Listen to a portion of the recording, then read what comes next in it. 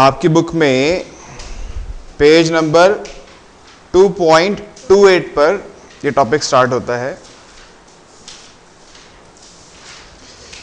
देखिए, पहली बात है rectangular system of coordinate system क्या होता है। ये मेरे पास एक्स एक्सिस है और ये जो वर्टिकल एक्सिस को बोलते हैं हम वाई एक्सिस। ये इस प्लेन को बेटे 4 हिस्सों में डिवाइड कर देती है, जिनको हम क्वाड्रेंट्स बोलते हैं। इसको हम बोलते हैं फर्स्ट क्वाड्रेंट, इसको बोलते हैं सेकंड क्वाड्रेंट, ये थर्ड क्वाड्रेंट है और ये है बेटे फोर्थ क्वाड्रेंट।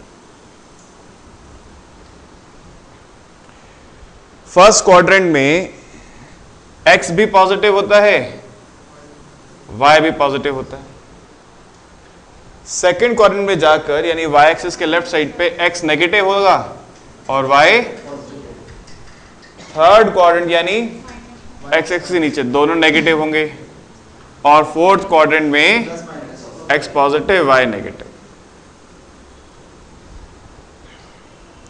x पॉजिटिव और y नेगेटिव। ठीक है जी। अब देखिए जरा यहां पे हम जब पॉइंट, किसी भी एक पॉइंट को यहां पे रिप्रेजेंट करते हैं, किसी भी एक पॉइंट को, सपोज मैं बोल रहा हूं कि ये पॉइंट है एक P,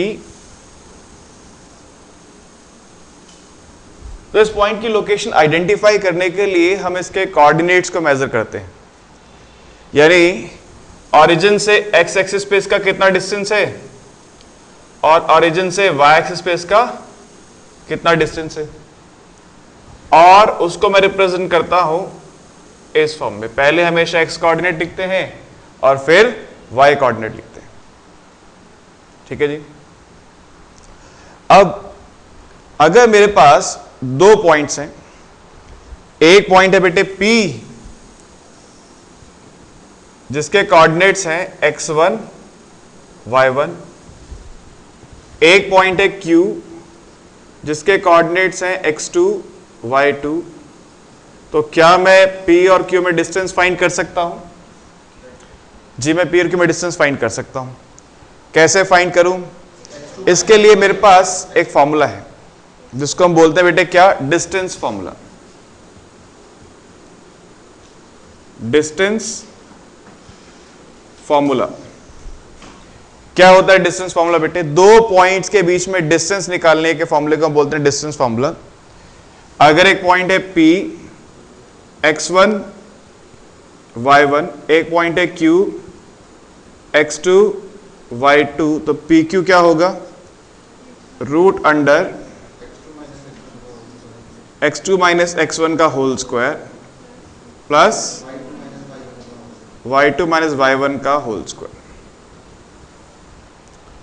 x2 माइनस x1 का whole square plus y2 minus y1 का होल स्क्वायर। ठीक है जी। अब ये आप नोट करना चाहते हैं कुछ?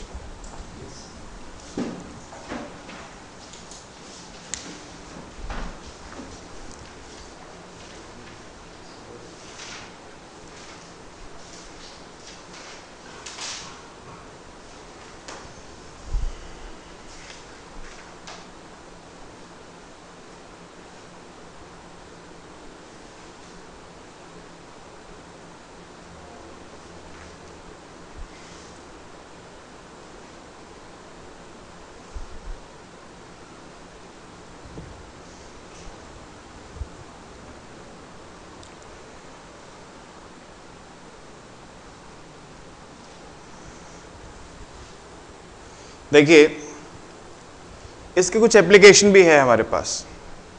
क्या एप्लीकेशन है जी? आइए देखते हैं जरा।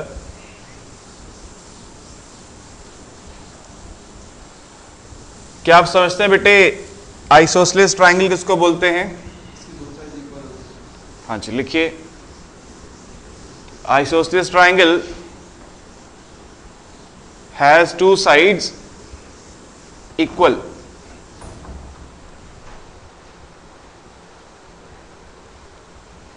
एक होता है बेटे हमारे पास इक्विलेटरल ट्राइंगल, ऐसा ट्राइंगल जिसकी तीनों साइड्स इक्वल होती हैं। उसको हम बोलते हैं इक्विलेटरल ट्राइंगल। अगर ABC इक्विलेटरल है, इसका मतलब AB is equal to BC is equal to AC। क्या करेगा क्वेश्चन? 3 पॉइंट्स दे देगा आपको, 3 पॉइंट्स दे देगा आपको और कहेगा बताइए कि क्या ये इक्विलेटरल ट्राइंगल को रिप्रेजेंट करते हैं या नहीं। कैसे पता लगाएंगे? तीनों हम साइड्स मालूम करेंगे, AB BC AC distance formula से, और उसके बाद अगर तीनों साइड्स इक्वल आ रही हैं तो इक्विलेटरल है, कोई 2 साइड्स इक्वल हैं तो आइसोस्सेलेस है, और अगर तीनों साइड्स अलग अलग हैं तो स्केलीन ट्राइंगल है। तीनों साइड्स अगर अलग हैं तो कैसा ट्राइंगल होगा बेटे? स्केलीन ट्राइंगल होगा। ठीक है जी। ऐसे ही हमारे पास आता है बेटे, अगर हम बात करें पैरेललोग्राम की,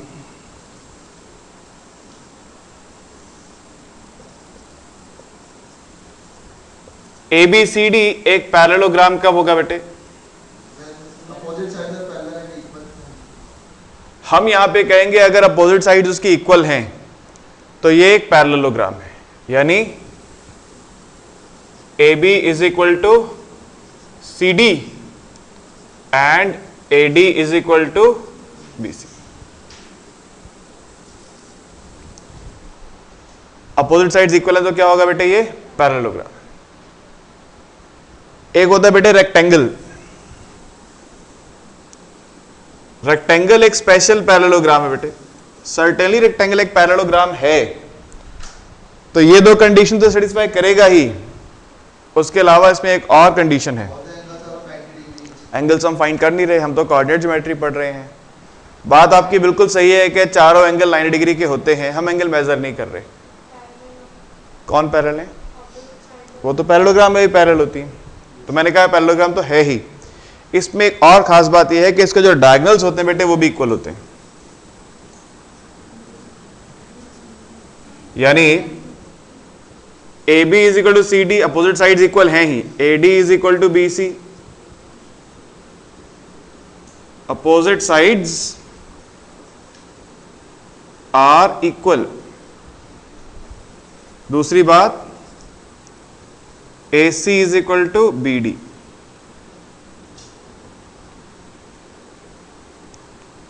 डायगोनल्स आर ऑल्सो इक्वल। ये एक रेक्टेंगल की स्पेशल प्रॉपर्टी है।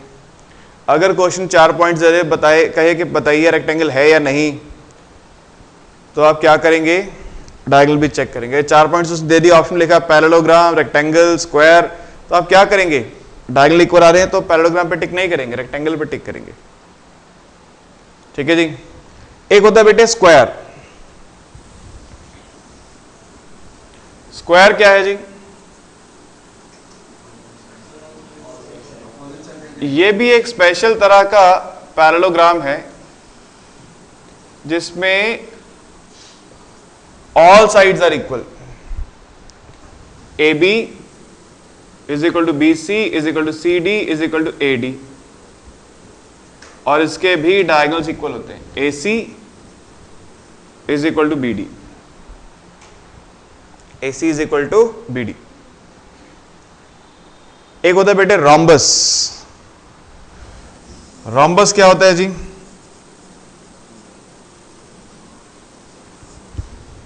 रोम्बस भी एक पैरेललोग्राम है, उसमें चारों साइड्स इक्वल होती हैं मगर डायगोनल्स इक्वल नहीं होते। डायगोनल्स इक्वल नहीं होते। All the 4 sides are equal, but diagonals are not equal. AB is equal to BC is equal to CD is equal to AD, and AC is not equal to BD. AC is not equal to BD.